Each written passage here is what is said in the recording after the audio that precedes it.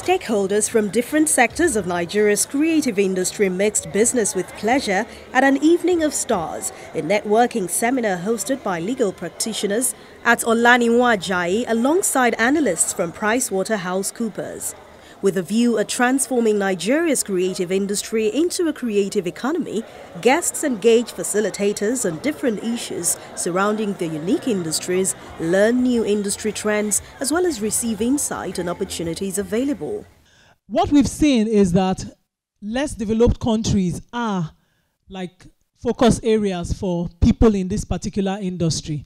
And maybe, I don't know, the level of development, but looking at it is an area of, is an opportunity for growth for this particular industry.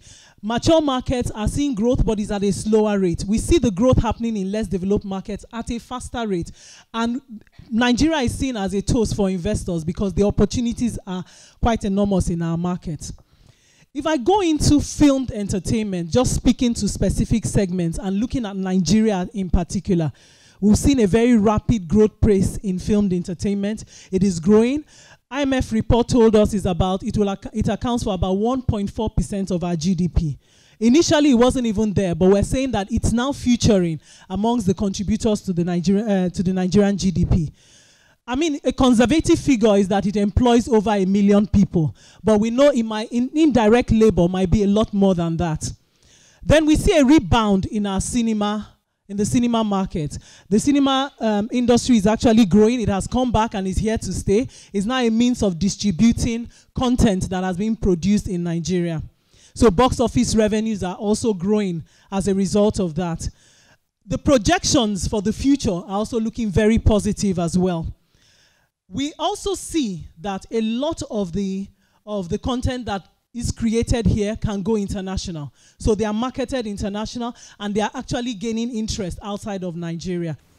However, challenges such as piracy, inadequate distribution channels, and lack of structure are some factors stalling foreign direct investment. We've also seen challenges around copyright and contracts that are being signed in that industry. So piracy is an issue, as I've mentioned before.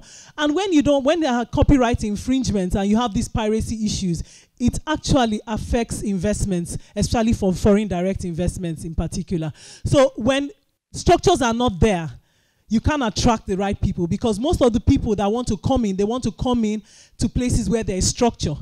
And they are guaranteed or nearly guaranteed of return on their investment. Discussions about copyright laws also touched on exceptions which creatives need to look out for. Whenever you have your copyright in whatever it is that you're doing, whether it's a photograph or it's your fashion design or it's your music, you know, your rights have inure in you, like they literally belong to you once they're created.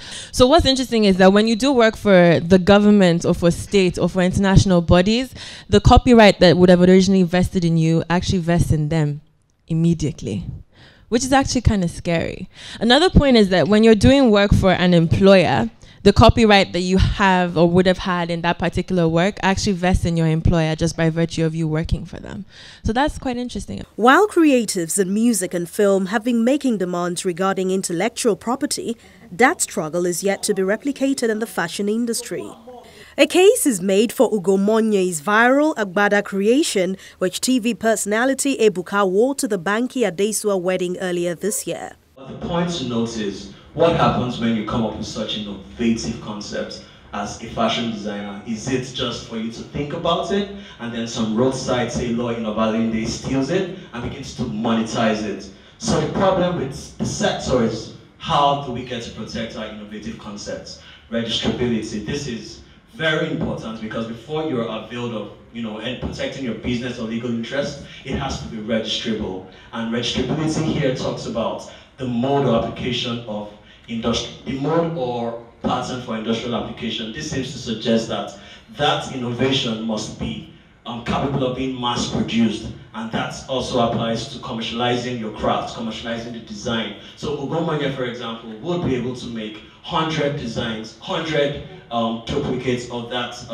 agbada for his various clients, thereby monetizing his craft.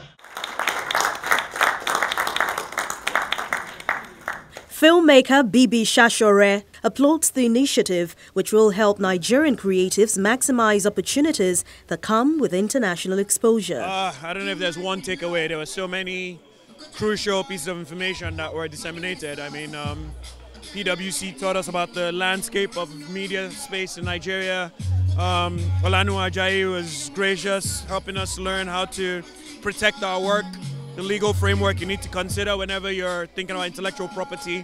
And that's something that's nascent and new in our space. So it's really, really welcome seminar. In general, there's an eye on Nollywood. There's a focus or a lens being sharpened on Africa.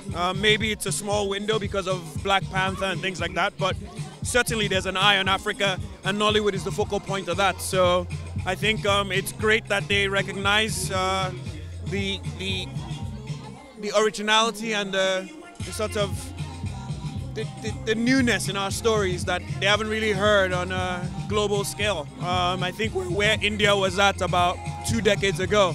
And we have a real opportunity to grow the industry. An evening with stars ended on a light note with food and drinks.